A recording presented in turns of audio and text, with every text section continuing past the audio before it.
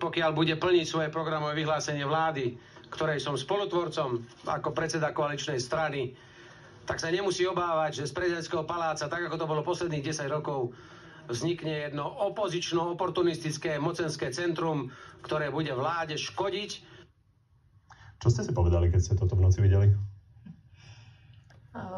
Ja už si nepamätám, čo som si povedala práve v tomto momente, keď som to počula, ale v každom prípade neviem, či to ešte bola retorika ako keby kampaňová, pretože žiadne mocensko, opozično, oportunisticko a neviem, aké prívlastky boli dané k prezidentskému palácu alebo k výkonu môjho mandátu, môjho predchodcu.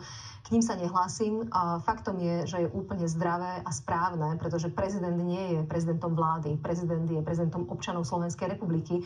A pripomínam, že všetkých, nielen tých, ktorí ho zvolili, aby mal vysokú mieru nezávislosti, aj vnútornej nezávislosti, aby mohol naozaj chrániť, brániť práva ľudí, práva ostatných subjektov, podnikateľov, akékoľvek samospráv a neviem koho všetkého mi teraz napadne v súvislosti napríklad s uplatnením práva veta.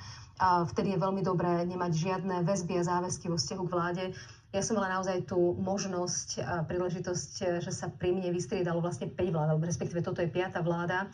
A mať tú mieru vnútornej slobody a na každý napríklad návrh zákona alebo pripravovaný krok vlády sa môcť pozrieť z hľadiska ochrany tých skupín, ktorých sa ten zákon dotýka.